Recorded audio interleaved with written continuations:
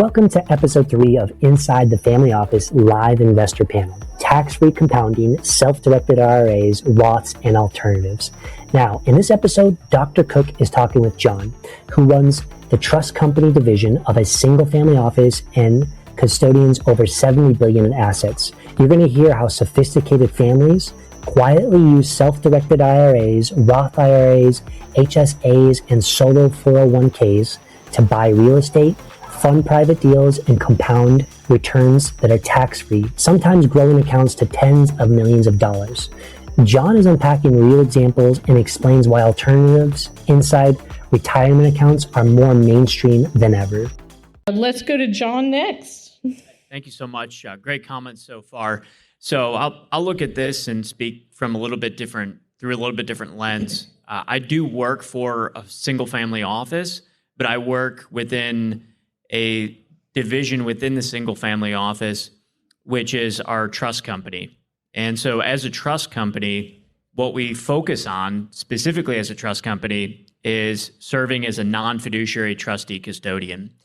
And the origins of our company date back to 1974. And fast forward to today, we have over $71 billion in assets under custody and administration.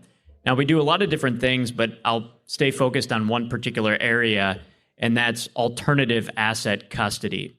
And more specifically, alternative asset custody within self-directed IRAs, Roth IRAs, which I'm incredibly passionate about. I see Mark over there. I know you're as passionate about Roth IRAs, HSA accounts, and solo 401k plans. How I stumbled across Richard in the family office is because I serve a family office, work directly for the owners, because I've gotten to know a lot of multifamily offices and single family offices. Oftentimes the patriarchs and matriarchs have very large IRAs and 401k balances. And my question is how in the world did this person get $50 million, $60 million, $70 million in a Roth IRA? There's no way they did that through contributing $7,000 a year. So naturally, I started investigating and I started figuring out how they were doing that. And so what we focus on in terms of being a trustee custodian is working with partners, many of whom are within this network and this community, that have IRA and 401k investors that are interested in self-directing into alternatives.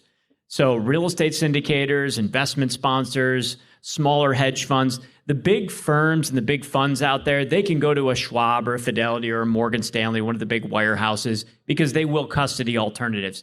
We're dealing with the $50, $100, $500 million funds. And it even goes more granular than that. You know, for example, yesterday I just made an offer and signed a contract for a $205,000, 15 and a half acre property that I'm going to buy with my self-directed Roth and HSA account. And so I'm talking to the seller, who's a local wholesaler and real estate investor, and he starts asking questions about the investor. Well, what's this here?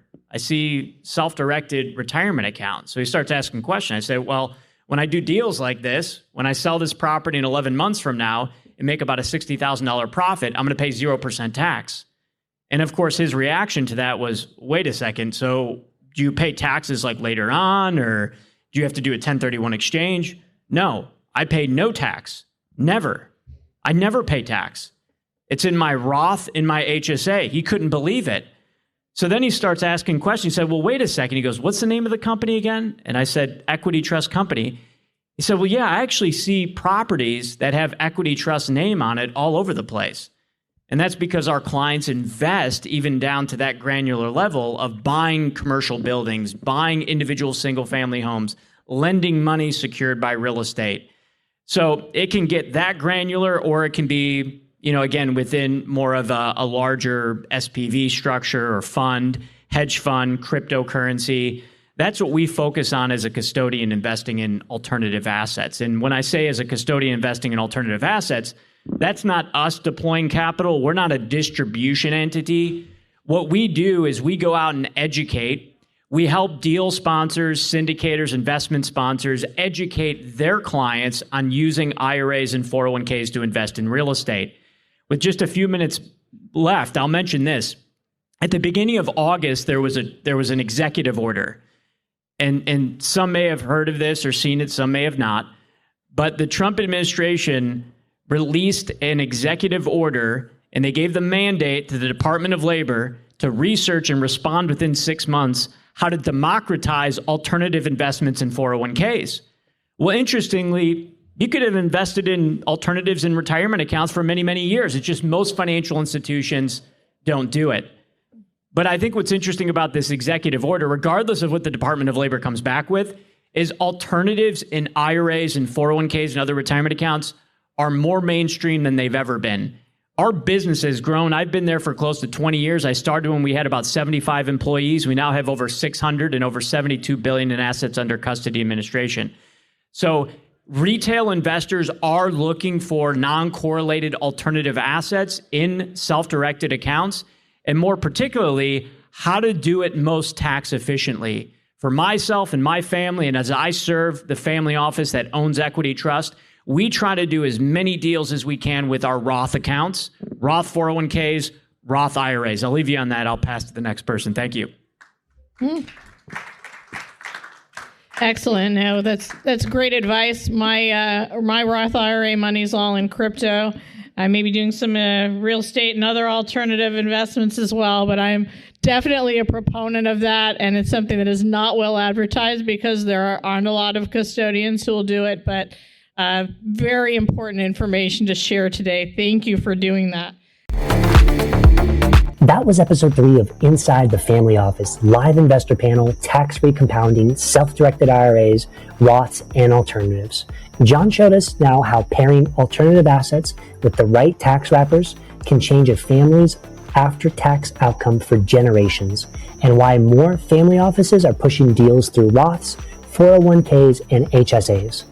If you want more conversations like this, follow the show, share it with your tax advisor or estate planner, and be sure to come back for episode 4, where we shift into student housing, multifamily, and philanthropy at scale. If you are a founder, raising capital, developing real estate, or you're an investor, would love for you to get involved in the Family Office Club. I've run this community for 18 years now. We've hosted 300 live events. We have 17 million social media group members and followers. We have the #1 YouTube channel on family offices. We have the #1 most popular podcast on family offices. You can learn more about us and our membership options at familyoffices.com. We have 30 in-person events planned in 2026 and another dozen events this year. Please go to familyoffices.com to learn more.